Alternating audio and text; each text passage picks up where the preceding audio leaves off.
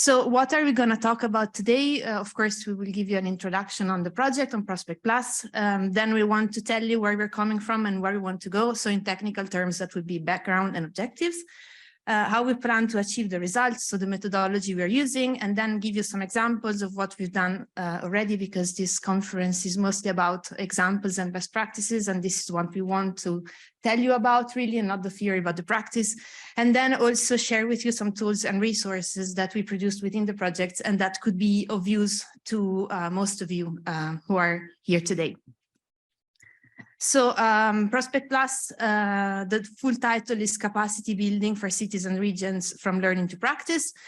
It's funded under the legacy that Christina was mentioning before, and especially under the topic supporting local authority to participate in the energy transition. It started a little more than 1 year ago, so in September 2021, and it will last for 42 months. So you will be able to hear from us until more or less February 2025, and we hope much beyond that. We have 11 participants that I will now show you. I think it's quite important so that you understand a bit the architecture of how this project was developed. So we have 3 knowledge hubs. We have us, ICP, as coordinators. Then we have TISLab from UPRC, who are mostly in charge, amongst other things, of the monitoring and evaluation of the project. And Adelphi from Germany, who are, amongst other things, mostly dealing with the finance readiness of the projects that participate thanks to our cities in the peer learning platforms. We have 3 networks of cities and regions. So Eurocities, that's represented by Silvia here today, but also energy cities, and I see a lot of colleagues here, and Federen, and again, I see a lot of colleagues here. And then we have 5 regional energy agencies, which are Tipperary Energy Agency from Ireland, Valladolid, it's an innovative and energy agency from the city of Spain, in Spain. We have SEMO from Czech Republic in Prague. We have Energap from Slovenia, that's the energy agency of the city of Maribor. And then we have ESP, who is the Upper Austria Energy and Climate Agency. And they are our internal mentors, let's say, for the capacity building that we provide.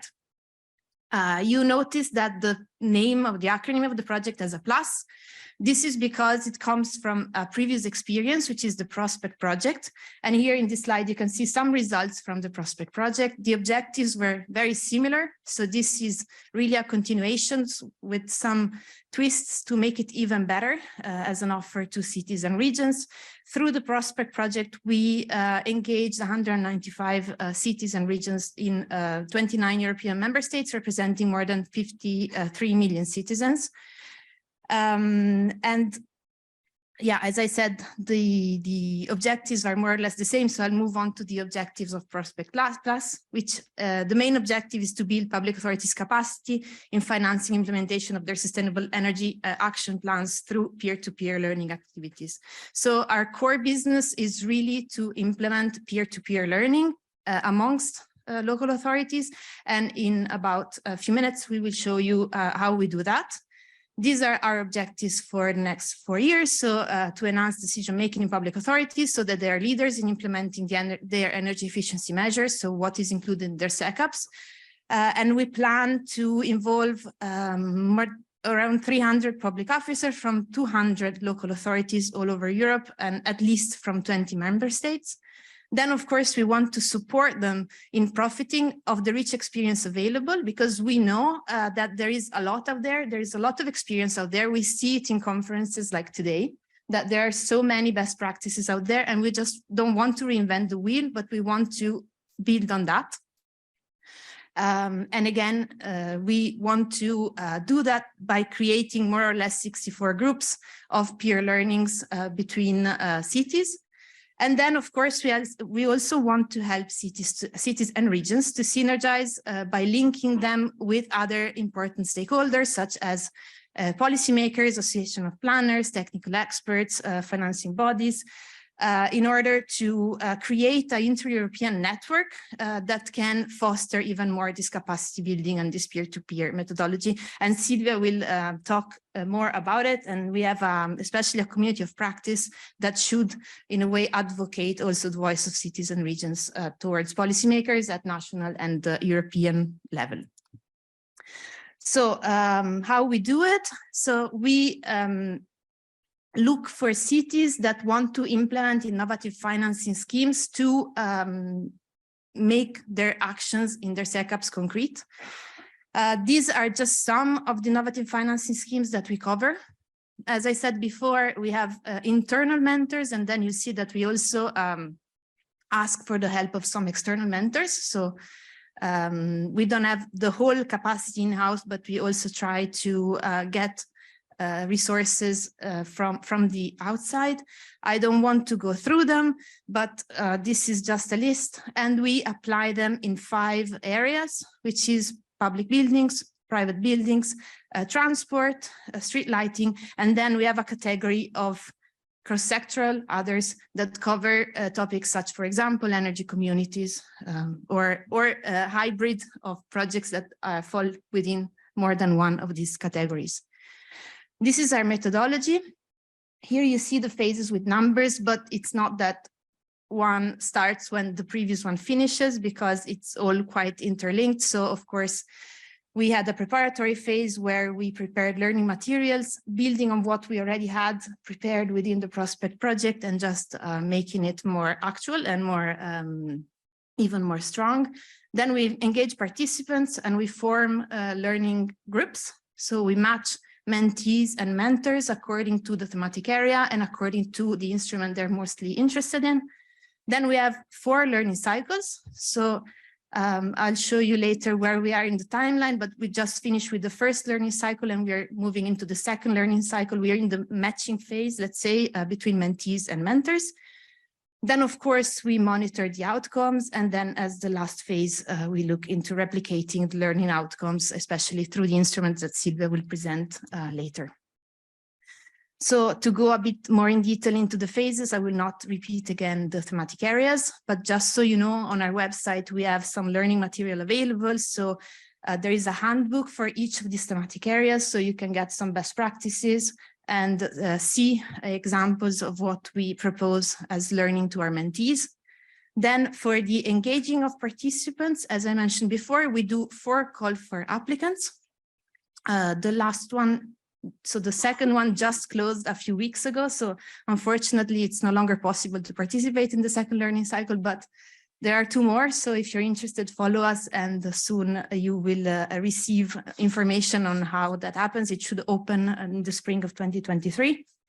We select both mentees and mentors, as I said before. So according to the interest of the mentees, if we see that we don't have enough capacity, especially, we also look for external mentors that we know have expertise in implementing innovative financing schemes, and then we match them.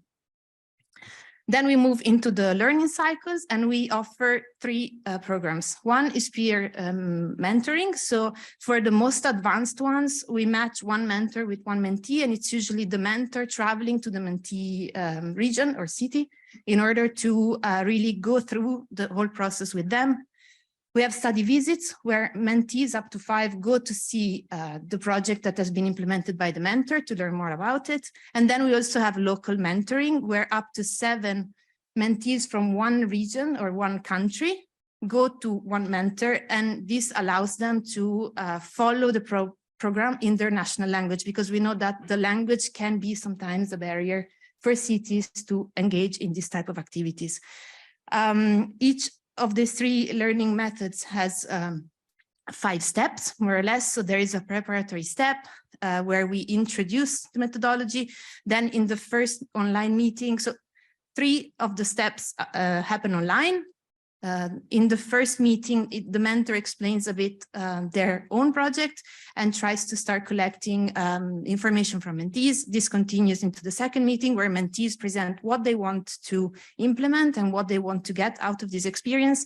Then there is the core part, which is the physical meeting, which lasts 2 days usually, and where there is some traveling involved. And thanks God, now we managed to have the first learning cycle in person, and we hope to continue in person for the future without any more COVID problems, because of course in Prospect we had some hiccups with traveling. And then follow up also to monitor how the mentee is embedding this knowledge that they just learned into their own policy at home. And then there is a bonus. So we are organizing 2 masterclasses in Brussels, one at the end of the 2nd learning cycle and one at the end of the 4th learning cycle. So we're towards the end of the project. And these are targeting the mentees that have the most solid and concrete projects, and they will be offered an additional learning opportunity and also the opportunity to meet some investors, some of which are here before. We go from the UCT facility to EIB and then also possibly private finance. These are just some pictures of some of the learning cycle 1. But I will not talk a lot about it because I know Silvia will talk about it more after, because she is one of our facilitators. So she's also involved in these learning cycles, and you can hear much nicer story from her than from me. And this is the timeline for the learning cycle. So as you can see, we just finished the first one. So we are now collecting some results, and Silvia will show some of the first results we collected from cities now. And very soon, so next month, we kickstart the activities of the 2nd learning cycle. I think the study visits will take place in the beginning of 2023. And then by the spring 2023, we will launch the call for the 3rd learning cycle. So do follow us on our social media. We have a very great LinkedIn account where we publish a lot of everything we do and all the opportunities we offer, amongst other social media. And then, of course, we go into the monitoring outcomes. So we can monitor, let's say, how mentees want to implement their measure or project back home. And we collect feedback to make sure also that we go into a continuous improvement. We use the continuous improvement method so that we continuously improve what we offer to cities. And then there is replication of learning outcomes, that is not merely the replication of what we do after the project ends, but already within the project lifecycle. So we do offer some other tools and opportunities to network, and Silvia will cover that later. So we were asked to bring examples, and this is, I think, very, very nice. And we have at least 4, but maybe plus bonus 1 for you. So this one comes from the Prospect project, so the previous edition. And Energap, who is now one of the partners and is part of the Prospect Plus consortium, was an external mentor in Prospect. So they were not part of the consortium, but they were so good in mentoring that now they are part. So it's also a growth for some of the partners. In 2019, they implemented the biggest EPC scheme in the region, and they refurbished successfully 24 public buildings in the Maribor region, especially schools, kindergartens, and sports centers. And they offer to mentor other public authorities that wanted to replicate this EPC scheme. So we matched them with 2 local authorities, Debrecen from Hungary and Kökelberg from Brussels. They had similar needs. So Debrecen wanted to refurbish kindergartens, whereas Kökelberg wanted to at first replace street lighting, but then because of some changes in the journey, they needed to change the lighting systems in public buildings that they were renting out to private persons.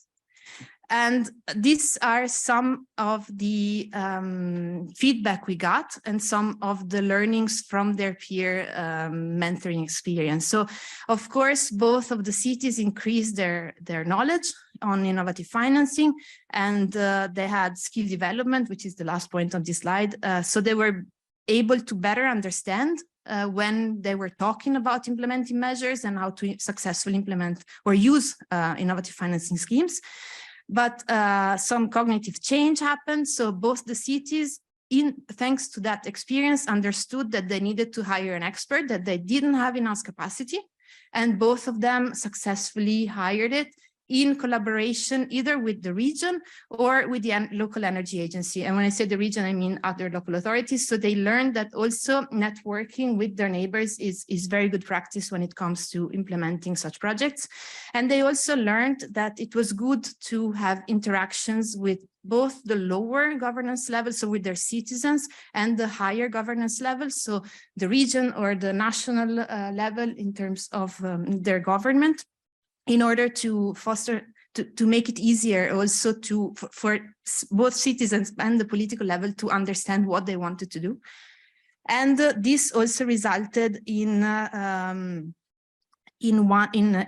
Hungarians applying successfully for an ELENA project. So this is a very good result. I will now leave the floor, I think, to Silvia, who will talk about an example in Latvia. Please. Hi, so I will show you a few pictures and I'll tell you a little bit about what we have experienced so far, but just in case you've been a little bit lost in the very in-depth introduction to our methodology, just want to remind you what the main aim of the project is. Basically, we want to emphasize the need to reduce local authorities and public authorities' dependence on subsidies because of the scale of the climate action, because of the most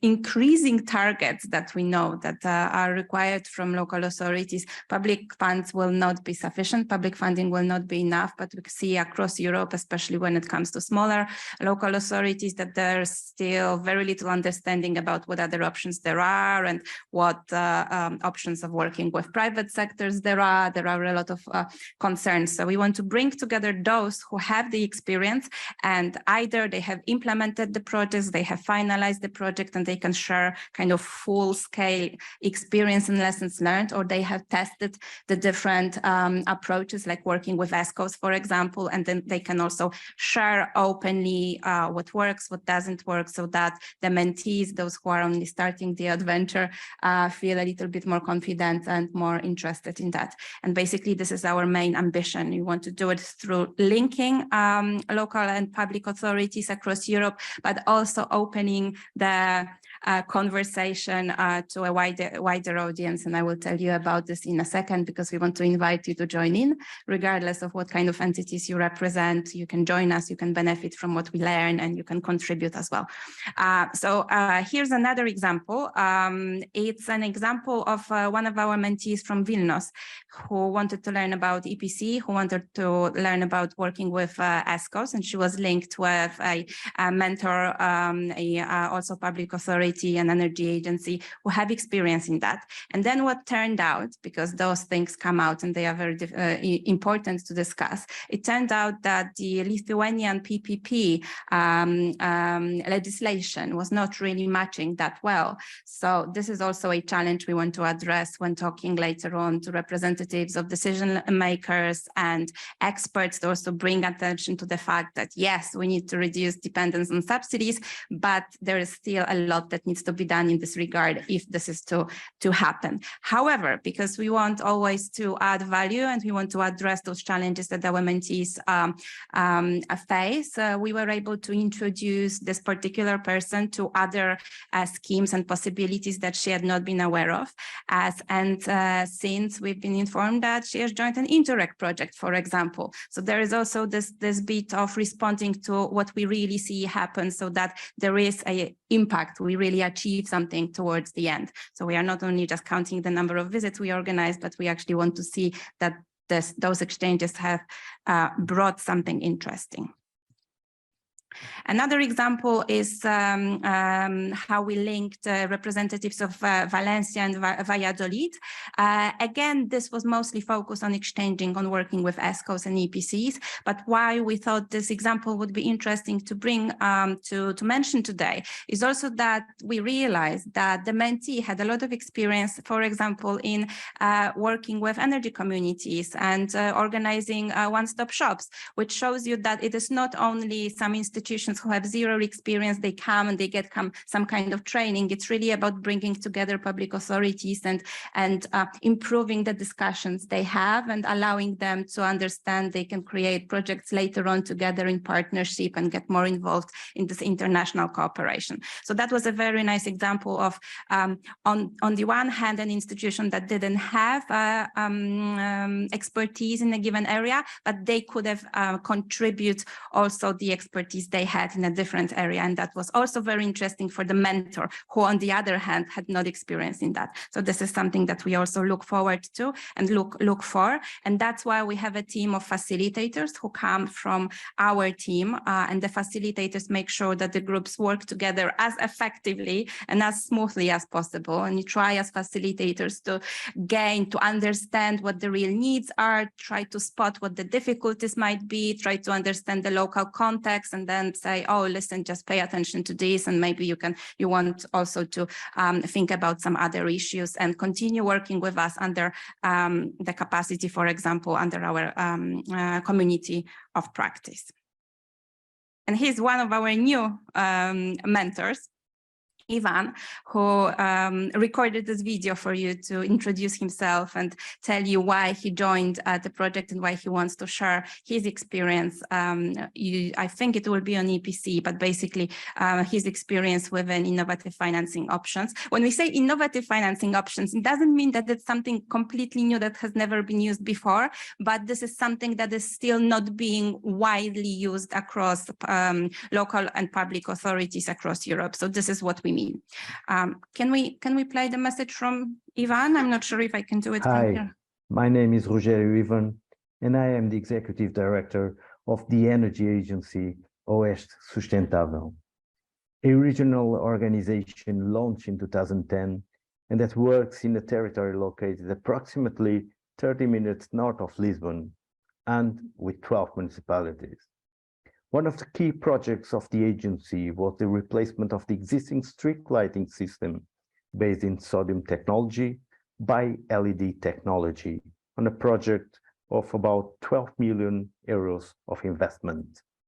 Because we were in the process of identifying the most appropriate financing model for the investment needed, the opportunity to participate in the Prospect program as a mentee and therefore learn from some successful case studies about EPC energy performance contracts was just great. That was definitely an excellent and a valuable experience that allowed me to understand not only the main drivers and methodologies of the project, but also relevant details, meet involved persons, and allowed to identify some variations and differences when compared with the project that I was aiming to develop. One of the most important insights was to be able to acknowledge the main barriers and obstacles, and also to learn about the possible solutions adopted. All of these inputs combined will, in some occasion, for sure, get the reference for any adaptation, replication, and of course, the implementation of some other intended projects. Later, after having implemented the project through an EPC contract, we were able to participate in Prospect again, but now as a mentor. And I must say, it was very rewarding to be able to share the experience gained and obtained through this project and share this experience with some others in an attempt probably to transfer all that knowledge to other cities and make it possible to be useful in some way. Overall, we considered our participation to be very positive, a valuable invested time, and with a great support for learning more about alternatives to finance most of sustainable energy projects. Thank you very much for this opportunity to share our experience and all the participation in these Prospect programs. And we wish you all the best for your projects. Thank you very much.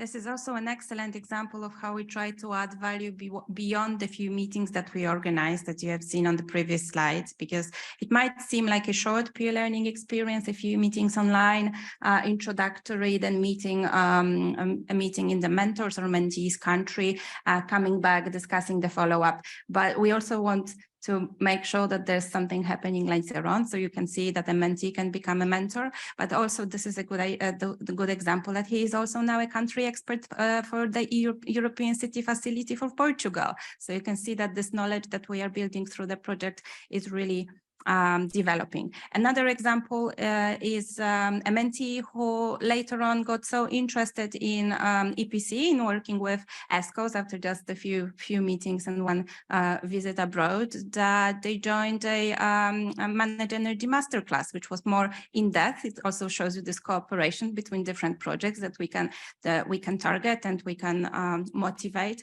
Yeah, we don't want to be this another project which just has a few study visits and a few meetings and nothing happens later on. So this is how we try to add value. 5 minutes. So I can just speed up. Well, we will have time for questions and answers, so then we can win a little bit time. But now we added also a component of the community of practice, because we want those who will not participate as mentors and mentees to also be able to join us and benefit from what we are sharing. And everyone can register, regardless of what kind of organization you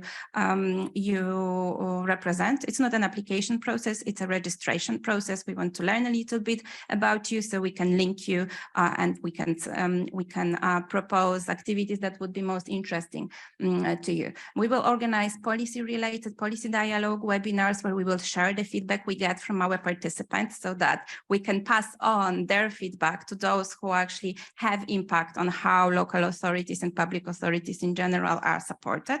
For example, if we see that there are certain barriers and concerns that should be addressed on the EU or national level, we want to speak about it. So hoping that giving the voice to those municipalities and public authorities who might feel that they don't have any leverage. We have those 3 international city networks, so we have some leverage and experience working with EU institutions, and we want to make sure that what we learn through Prospect is also useful for others. You can join that, you can join online meetings, you can join the webinars. There will be also a platform where public authorities can exchange about the projects and their experience. It will be run by Eurocities on our platform. This is just a quick slide where you can go back to it and check what those different activities will be like. And you can join, you can register to join in a few capacities. You can join as an active listener and participant and basically just learn and participate in meetings, ask questions, etc., but no pressure. But you can also join as an observer, so basically participate in webinars, not say anything, but hopefully learn a lot. And you can also join as an expert, so kind of a mentor if you have the experience, but you haven't had a chance to participate. This is also open to our previous mentors who want to share their experience with other participants. So this is also possible, and we will be also considering inviting representatives of, for example, the financial institutions who can share their experience and open the debate to the participants of the community of practice. So I do recommend you to get in touch with us, check our website and register for the community of practice, because we are planning the first online event soon. So we want to have as many people interested as possible. And through the policy dialogue and our policy work at Eurocities, because we lead on this task, we will be, like I said, talking about the feedback we get from our participants. And this is just an example. I will not go through this, but the example of data we are gathering from our participants through SWOT analysis. We will be also gathering examples through different means through our facilitators who get to know the participants very well. So if you want to understand what the needs of public authorities are in terms of getting less dependent on subsidies, do follow us, because we will have the information and we will be happy to share it. And we also want to promote those mentors and mentees who are really interested in supporting others. So they will be able to become our financing, innovative financing ambassadors. We will support them to organize meetings within their countries, in their countries with local institutions to promote this approach. We will invite them on additional study visits so they have more expertise. That will be open to our official mentors and mentees only, but this is aimed to also trigger this snowball effect. And we have tools which you can use. Adelphi has prepared an excellent tool to assess financial readiness of a project, which basically means that if you have a project in mind, you can fill in this tool. You can see if you want, for example, to talk to investors, that is enough. What the information you have is enough.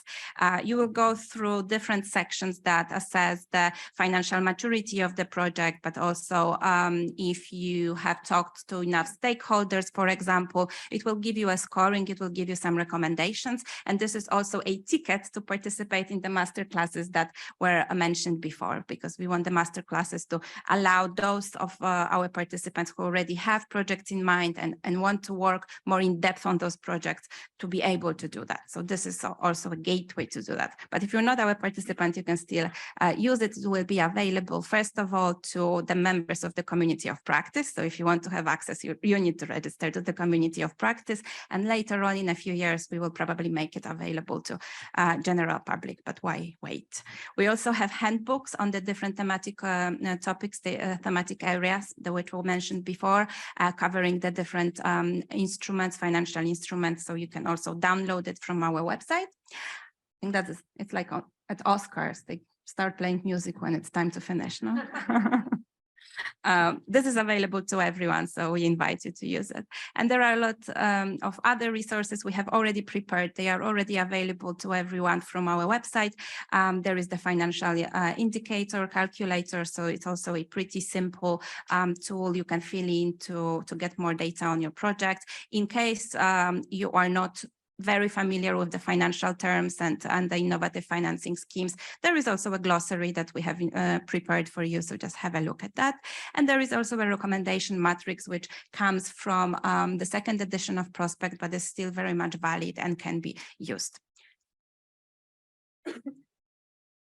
We also have replicable practices which are collected on our website. We have a database of those information about the projects that we thought worked, represented by our mentors, or we have gathered the information through different databases, and you can have a look at it. You can get inspired. There are links. There is information how and what instrument was used, what results were achieved, what was the general ambition.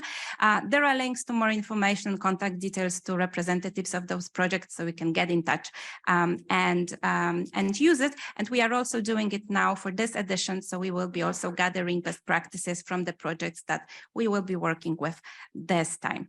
So basically, summarizing this up, it's really worth staying in touch with us and checking our website and registering for the community of practice, regardless of what kind of organization we represent. And my colleague Diana, who is here, and she's our communications guru, she asked me to make sure that you know about the LinkedIn, because we are very active there. We already have almost, I think, 600 registered users there. So please do join. And if you have any questions, do contact us. You have the email addresses there. You can contact us through the website. And I guess we have a little bit of time for questions. No? Yeah. Thank you.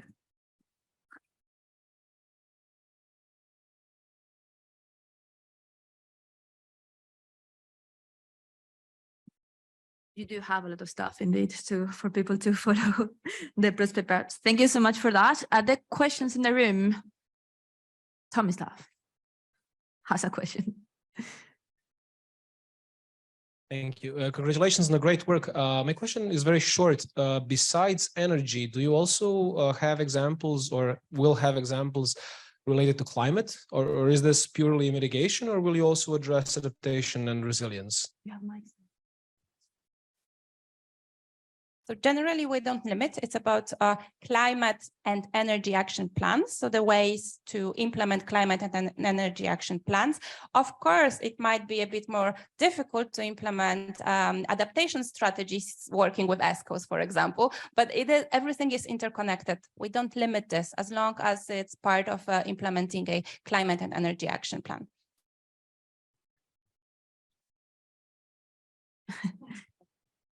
Are there more questions in the room? Okay, everything was very clear. I have a question here on the chat, but maybe I can just read to you and you can, well, actually it's for you, Sylvia, but well, I guess. Someone is asking whether you can clarify if Prospect Plus is working directly with investors as well. So I understand that it's part of the community of practice. We are not working with investors per se, but we want to invite investors also to be part of the community of practice, to join our webinars, to learn from us what we have learned from their potential public partners. So yes, if you are an investor, do get in contact with us, do register.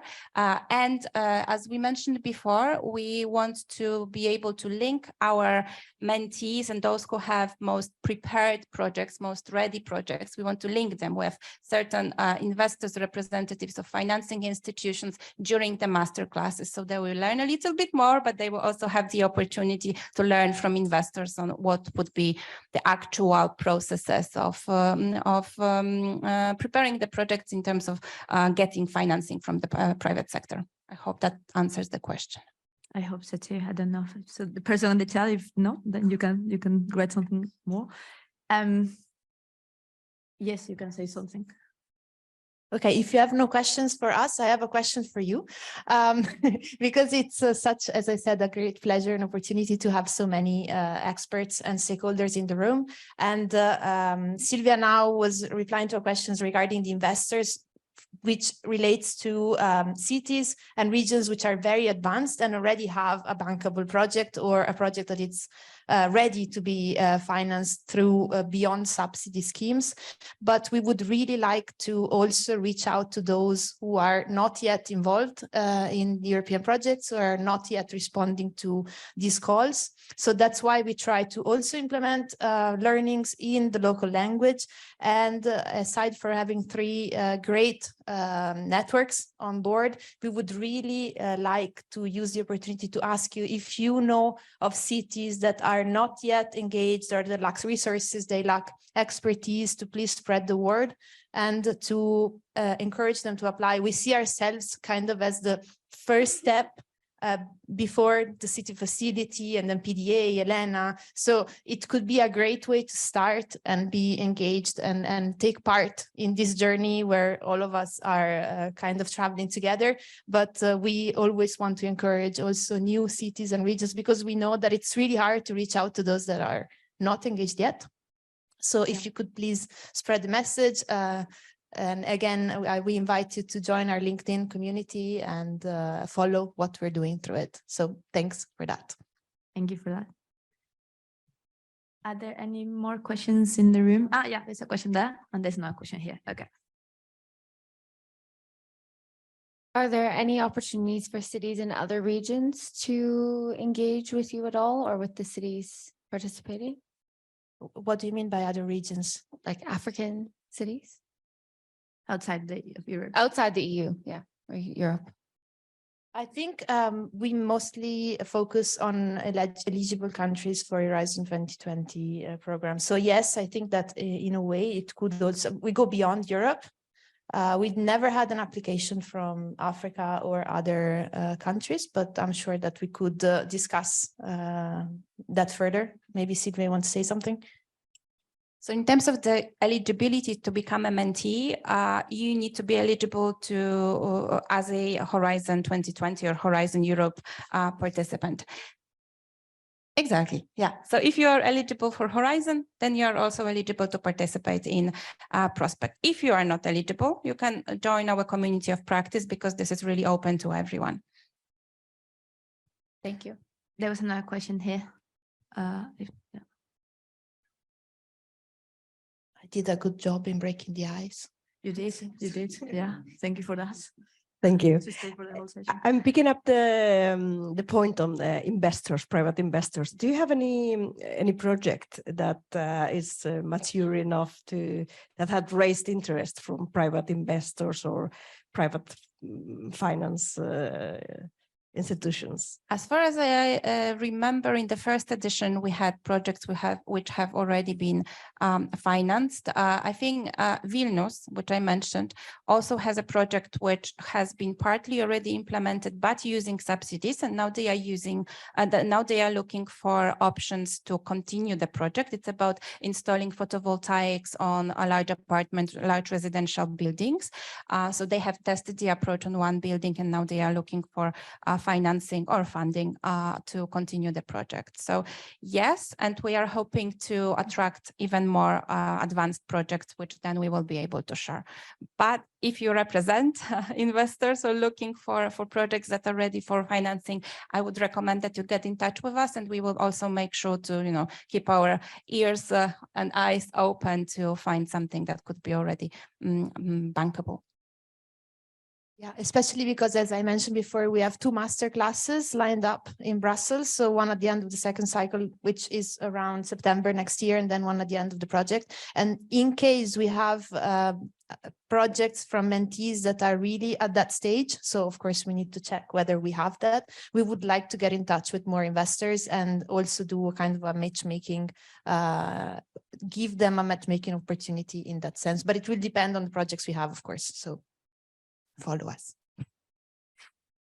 That's the main summary indeed. And come have coffee with us. I think we both have some business cards, or we can always get in touch in some other way, so that we do stay in touch, and you do also contribute to what we are doing, because like I said, we really want to do a little bit more than just the study visits. And maybe one more comment from me, because I'm not sure who we actually have in the room, but I understand that the point of today's meeting was also to share our lessons learned and allow others who would be organizing and implementing similar projects to do it smoothly. Something that's very interesting we have observed is that generally there is very little understanding about other than subsidies options, or there is a lot of counting that even though there are signals that there will not be as many subsidies as they are now, or maybe there actually will be, so we will just wait. And this means that a lot of applications that we are getting and a lot of interest we see is from public authorities who do not have much experience, and they really need to start somewhere. So we try to adapt to those needs. We do hope to have advanced projects, but we are seeing that there is a lot of capacity building and a lot of support needed from those who have very little understanding of those. So there's still a lot to be done. Thank you. Are there any other questions in the room? Yeah, there's a question right here. I don't know. Thank you.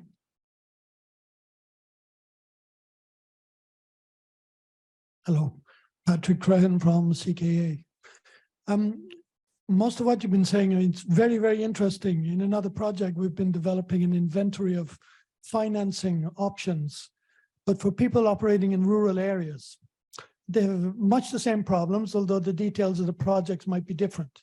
Energy communities, energy grids, etc. So could they fit into your program from rural regions of Europe?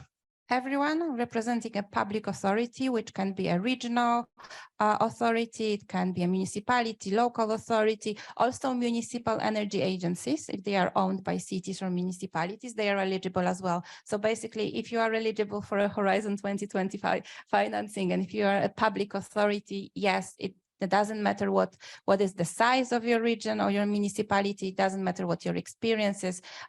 We just want to help you find a way to implement your climate and energy action plans. You'll be hearing from us.